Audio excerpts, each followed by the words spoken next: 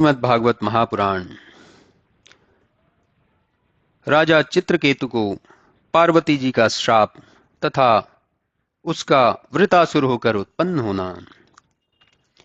श्री सुखदेव जी बोले, हे राजा परीक्षित, इस प्रकार शेष भगवान से बहुत कुछ ज्ञानोपदेश पाकर चित्रकेतु में पूर्ण भक्ति आ गई।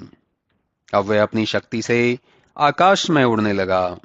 भगवान विष्णु जी ने उसे एक विमान भी दे दिया, जिस पर बैठकर वह सर्वत्र जाता और भगवान नाम का प्रचार करता। लाखों वर्षों तक वह इसी प्रकार अनेक लोगों को प्रस्तुत करने वाली विद्याधारियों के साथ मेरु पर्वत की कंदराओं एवं उत्तमोत्तम स्थानों में विचरता रहा और बड़े बड़े सिद्ध मुनि चारण उसका यशोगान किया करते थे। एक समय वह चित्रकेतु अपने विमान में बैठा हुआ कहीं जा रहा था कि सहसा उसकी दृष्टि एक ऐसे स्थान पर जा पड़ी जहां शिव जी की सभा लगी हुई थी और बड़े बड़े महात्मा उसमें बैठे हुए थे। उसके बीच में जटाजूटधारी भगवान शिव अपनी प्रिया पार्वती को हृदय से लगाए हुए विराजमान थे। यह देख चित्रकेतु अपने विमान को वहां रोककर उतर गया और शिव जी के पास जाकर हंसता हुआ बोला कि धन्य हैं, हे शिव जी, आप जैसे महापुरुष को ऐसी निर्लज्जता शोभा नहीं देती, जो एक साधारण मनुष्य की तरह एक स्त्री को गोद में लिए बैठे हैं।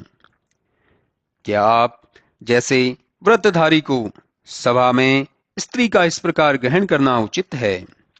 क्या जटा धारण और ऐसी कठिन तपस्या के समय में भी, और जबकि ब्रह्मवादियों की सभा लगी हुई है, ऐसे क्षण में भी आप स्त्री का त्याग नहीं कर सकते थे? ऐसा कहकर वह राजर्षि चित्रकेतु बड़े जोर से हंसने लगा। शिवजी मुस्कुराकर रह गए और न शिवजी ही कुछ बोले और न किसी अन्य ने ही कुछ कहा।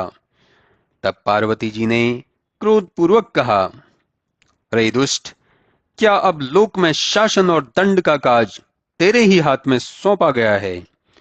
जो तू क्षत्रिय धर्मा ऋषियों और ब्रह्मादियों से बढ़कर ज्ञानियों की ओर ध्यान देकर संसार के पूज्य परम मंगलमय धर्म मूर्ति शिव जी को उपदेश देने आया है। रे मूर्ख, तू अब विष्णु जी के समीप जाने योग्य नहीं है। तुझे अब दंड मिलना चाहिए। रे मूर्ख, मैं तुझे शाप देती हूं कि तू महापाप से भरी हुई असुर योनि को प्राप्त हुए और फिर बड़ों की बुराई ना करे। चित्रकेतु ने हाथ जोड़कर पार्वती जी को प्रणाम किया और उनसे क्षमा याचना कर अपने विमान पर बैठ वहां से चला गया। तब भगवान शिवजी ने पार्वती जी से कहा, देखा, तुमने विष्णु जी के भक्त का धैर्य और साहस। नारायण के भक्तों को किसी का भय नहीं होता। उनके लिए स्वर्ग और मोक्ष दोनों ही एक समान हैं। भगवान नारायण विष्णु की लीला अपरंपार है। ब्रह्मादि भी उन्हें नहीं जान पाते। उनके प्रिय अप्रिय अपना पराया कुछ नहीं। वे सबके अंतर्यामी और सबके प्यारे हैं।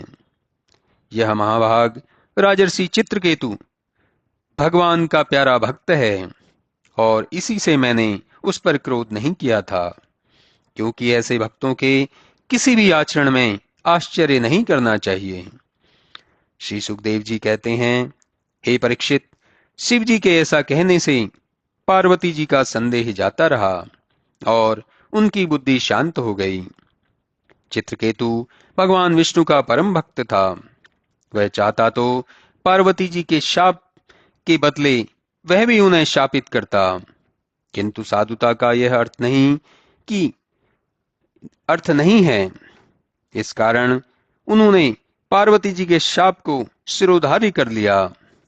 यही चित्रकेतु जब त्वष्टा ने दक्षिणाग्नि में हवन किया, तब उससे दानव योनि वाला वृतासुर होकर उत्पन्न हुआ, जिसकी भगवत भक्ति के संबंध में आपने पूछा है।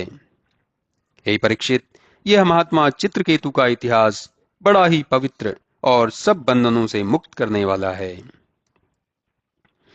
जो प्रातःकाल उठकर श्रद्धापूर्वक मौन धारण करके भगवान श्री हरि का स्मरण करता है और इस इतिहास को पढ़ता है, वह उत्तम गति को प्राप्त करता है।